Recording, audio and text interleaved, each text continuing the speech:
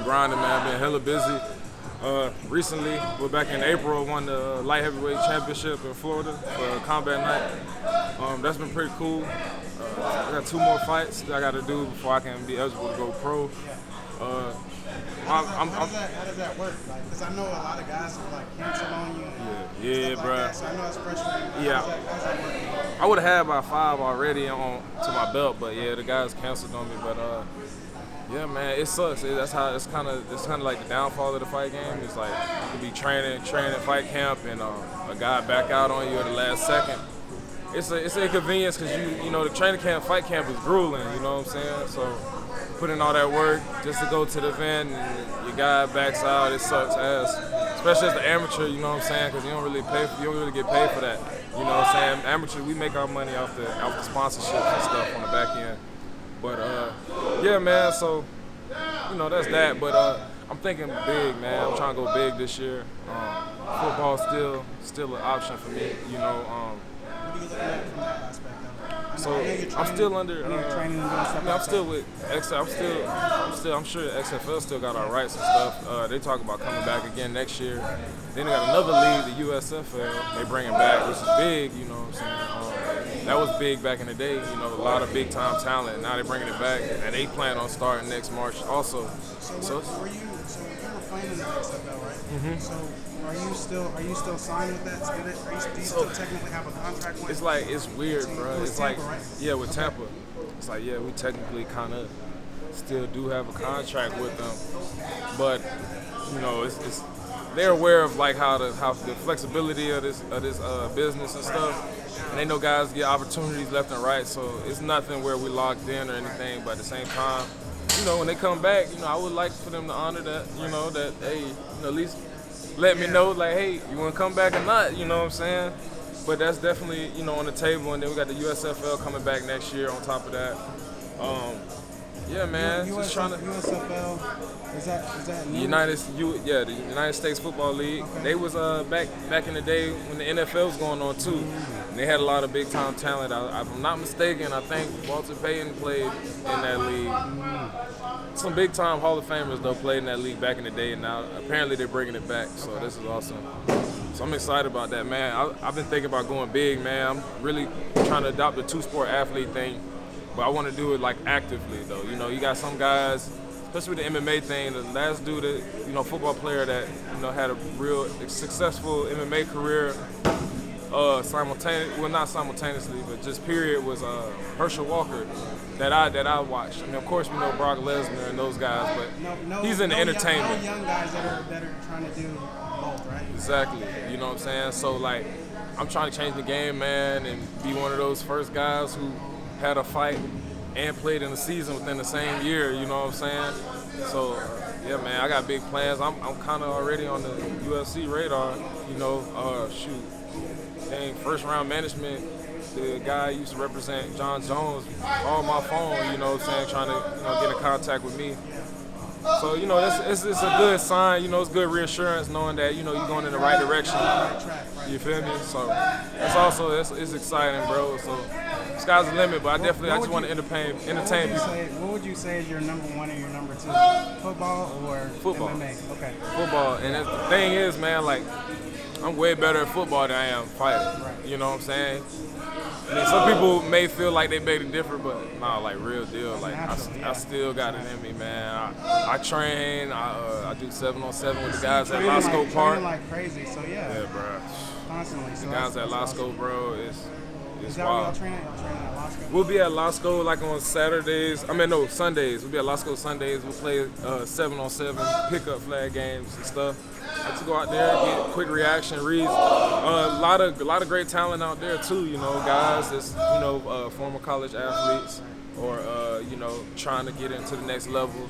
Might be free agents, might be dormant right now, just trying to, it's talent out there, but I'm out there still dogging them boys. It's levels, I'm still got it on the elite level, man. My body feels better than ever, man. Like, You're probably in the best shape. I'm the best shape I've ever been in. Like, my knees feel like I'm the same age as these young guys out here working. So you feel like when you was in the NFL, so you feel like you're in better shape than when you played then? Most definitely. It was a lot of misguidance through that process and transition. You know, like size and weight and everything. At one point in time, you know, I was told to be 240. I never played at 240. I played 220 in Florida State. 218, 225 was my median, you know what I'm saying? Consistently though, you know. And never played that heavy, so I was having hamstring issues, pulling it, trying to, you know, I was able to run fast and pick up those top speeds, but people don't understand that the hamstrings is your brake pads, you know. And you running with 240, 250, trying to run 18 miles an hour and then trying to pump the brakes, you're going to pull your hamstrings, you know what I'm saying? So, you know, you know your body now. You know what you're doing the right thing. Hey man, when a lot of the times you get cut, you get let go from teams. A lot of guys look at it as L's, man. You know, like they say, lessons, man. You feel me? I took those L's, I turned them into lessons, man. I got better from them. I capitalized off of them. I dedicated my last 3, 4, 5 years, man, to just becoming an elite athlete all around, man. Full spectrum, man. You know, there's always room for improvement. You don't want to just be labeled as, oh, he's good for this, he's just good for this. Nah, fuck that. I'm an Army Swiss knife now, you know what I'm saying? So that's the work I'm putting in, bro. And shoot, when they come to that UFC time, bro, I'm gonna dog them motherfuckers out, bro. They just not physically on that level. And like mentally, bro, like you gotta have a mental, bro. You gotta be willing to, you gotta have that little bit of crazy in you. And I play linebacker, so we already got that. We already got it. So I'm coming with these fighter guys. They thinking stuff is sweet, and it really is not sweet, bro. I'm coming with it. I can take blows. And the fact that you're learning the ground. So your last one was rear naked choke, right? Yeah. So you're learning the ground game. So I've seen you kind of do it both ways. I started off on the ground. People don't know. Like I wrestled in high school. That was, you know, I went to state twice. You know. So you got a wrestling background already. So yeah. See, there's a lot of shit people don't know. Okay. Like a lot of the people in the MMA world now, man. You know, I come in here, he's like, oh, he's just some brute football guy. No, I got skills. I come from a martial art background. My pops, 3rd degree black belt, Aikido, Taekwondo. So people don't know, man. People don't know that. You know, my dad just got his brown belt in jiu-jitsu. You know, and he's 58 right now. You know, he's still training, still deadly and lethal. So you know, he also my mental coach too. So you know, through that period of time, man, just. And that's awesome that you can have your dad that's, you know, kind of on the same wavelength as you, knowing what you're trying to do. Yeah. You know what I'm saying? Get to those heights that you want to get to. And with MMA, man, it don't take too long before, you know what I'm saying? All you got to do is see the talent. It don't take long at all, bro. You know what I'm saying? Hell, I can get a call for a contender series tomorrow, Dana. I'm either gonna barbecue a meal, or I'm gonna take it or leave it. Right. You know what I'm saying? You don't know when that opportunity gonna come again. But so how do you feel about this kind of the Floyd Mayweather, kind of that crossover fighting, man? And what do you think about the Tyron Woodley and the Jake Paul fight? Yeah, man. That Jake Paul kid, man, he too ahead of himself right now. You know, he beat 2 guys who don't fight at all. A YouTuber and a basketball player. Right. They don't count. I don't care a damn what part of the hood Nate Robinson from. It don't matter. Get your ass whooped. You know, shit. Niggas from my hood get their ass whooped right now. That's why niggas shooting nowadays. You know what I'm saying? But like Jake, man, bro, Jake ain't got no. He training. Yeah, he training. Of course he gonna get a little good. But like, bro, you got Tyron Woodley, man. He's a 5-time world champion. He ain't do all that shit on the ground. I guarantee you that. A lot of those wins, he didn't do that on the ground, you know? Knockouts. He ain't got knockout power. He got hands. You have to have Those are most of the fights that I saw him win by knockout. overhand. Yeah. His overhand's deadly. I ain't saying that might not be how he knock it. It might be not how Paul get knocked out, but Tyron gonna put on for the MMA community, man, because you know, man, it's a slap in the face. And on top of the fact that the MMA guys already getting paid peanuts compared to all these other boxers who you ain't never heard of before. You know, you got YouTubers coming off the street, man, trying to box, and then get a fight with Floyd or these other big name guys and get 20 million. Like, come on, bro. You know, it's messed up. You got people training very hard, like their whole life. You got the UFC guys training. You got guys backing out of fights at the UFC 200 and whatever event. You know, that's big time, bro. That's money. Yeah, they get a little, it's different on his pro level. They get a little purse, you know what I'm saying, when the guy can't make it, but I need all that. You feel me? I train. It ain't even just that. I train for this. Fight camp is hell. You know what I'm saying? I compare it to training camp in football, in the pros. It's hell. Oh no. College training camp is hell. It's even worse. Yeah, bro, it's hell, bro. You know, and then you gotta get to the big day, and your man's not ready. You know, hurt, whatever, scared. Who knows? It's a little tougher in this where I'm at now because I'm still amateur. So like, nobody wants to get their ass whooped for free. You feel me? People gotta work. People gotta go work next day. So I understand it, but like at the same time, you know, I'm gonna do me. You feel me? Like, I come with bad intentions, bro. Like, they're gonna do it to me if I come in there bullshit, tiptoeing. I'm aware. I let people know all the time. Like, I know I got a little hype train going. I'm feeling good about myself and whatever.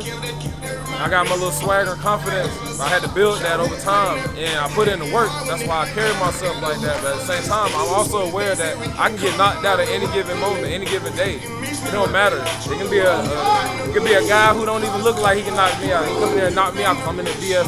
You know what I'm saying? Chin out, head up. You know what I'm saying? Not paying attention, bro. And I'm with the big boys, so like, motherfuckers getting dropped. You know what I'm saying? Like them little dudes, they got high volume, throwing punches and kicks and knees and everything. The big boys. Oh, I keep that beard, man. It's my shock absorber, man. It's gonna take a little impact off that punch. You feel me? That's that.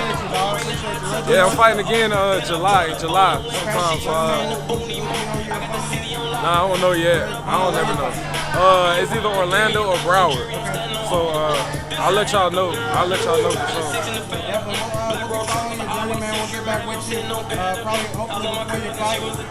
I'll be in here, so yeah, I'm being here training. Marcel, my strength coach. You know, essentially. You know, we in here, we training. Give Marcel some love, man. Oh yeah. I feel like a lot of people in the city are kind of like asleep as far as how good this guy is. You know what I'm saying? On what he does. It's kind of shocking, bro. Shit, I'm an elite athlete. I keep coming back to him, man. Like, bro, he know the formula. You feel me? He went to school. He know what he do, and he an athlete, so he can put himself. He know how to put himself in the athlete's shoes, and that's the biggest disconnect a lot of trainers have from a lot of these athletes. They don't know how to relate. You know what I'm saying?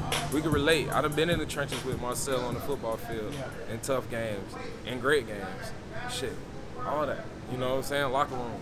So like, you know. And he understands your body too. He understands my body. Yeah. He sees how I perform. He sees what I'm good at, what I'm not good at. He able to identify these things. We come in here, we work on it. Keep my strength up, you know what I'm saying, and my explosiveness, and everything goes good, man. Sell, man. Shit, I don't know what else to say. Most definitely. We appreciate you, man. We appreciate you tapping in, like we said. We'll keep following you, bro. We'll check in with you in training camp and see how you're doing. So, again, Reggie Northrup, man, up and coming MMA and up and coming. He already a football star. Football, whatever, man. Shit. I'm trying to get in the league, man. Get back in the NFL, man. I just need like 2-3 active years, man. You know what I'm saying? Y'all come get me, man. Jaguars, y'all need a killer on special teams. Hey, here, right around the corner.